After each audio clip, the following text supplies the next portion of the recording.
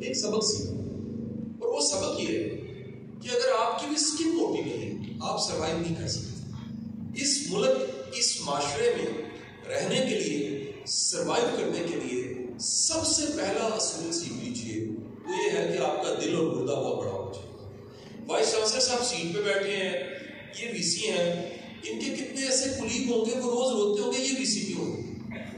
آپ ترقی کر جاتے ہیں، آپ ترقی کرنے کے بعد آپ سے لوگ خائف ہو جائیں گے۔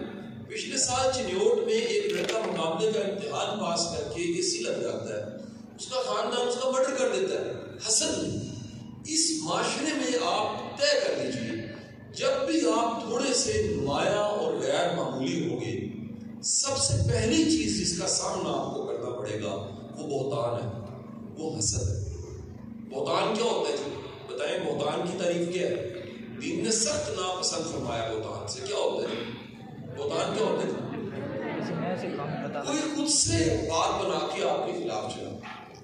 مجھے کل میں قیوم نظامی صاحب کی مجھے جملہ انہوں نے واٹس ایپ پہ مجھے بھیجا، انہوں نے کہا جی آپ نے کہا ہے، میں نے کہا میں نے کہا ہی نہیں۔ انہوں نے کہا جی آپ کے نام سے منسوب ہو کے وائرل ہو گیا۔ میں نے کہا جی لوگ وہی سنتے ہیں جو وہ سننا چاہتے ہیں، یعنی کہ میں آپ کو ایک رویہ سمجھانے کے لیے سمجھاؤں گا۔ ایک صاحب تھے، وہ میرے ساتھ گاڑی میں بیٹھے اور جا رہے، میں ادھر دیکھ رہا ہوں ادھر دیکھ رہے، ایک دم سے آواز آئی ویری گڈ ایسے کہتے ہو۔ میں نے کہا جی کیا ہو گیا؟ گاڑی سے لگی ہے۔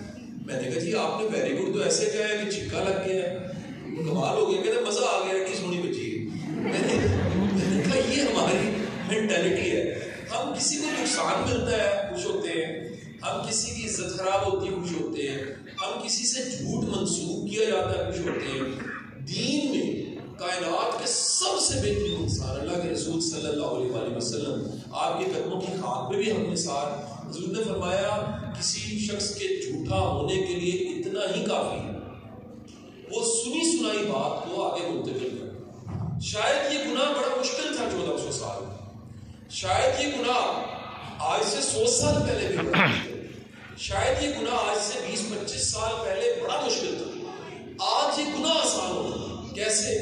سوشل میڈیا کی وجہ سے۔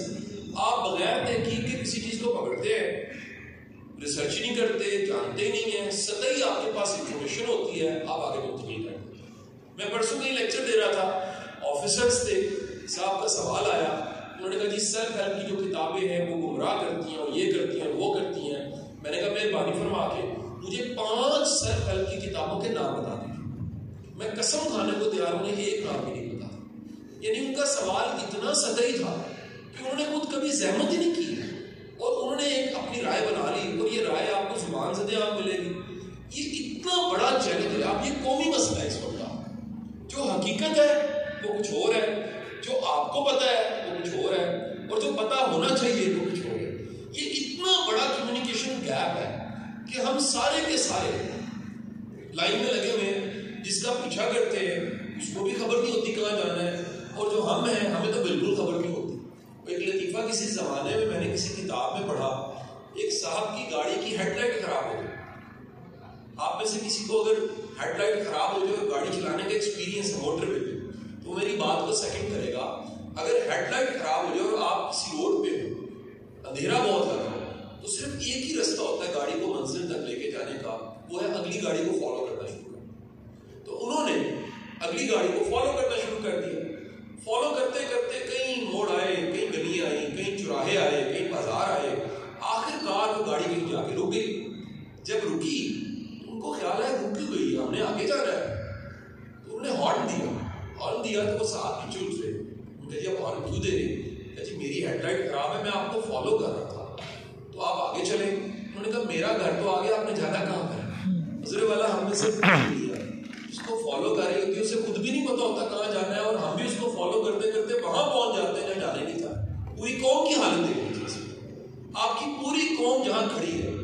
میں دکھ اور شرم کے ساتھ آپ کو یہ بات بتا رہا ہوں، 28 ملک میں نے دیکھی ہے، خدا کی قسم پاکستان جیسا ملک دنیا میں کہیں نہیں ہے، اور جتنے چیلنج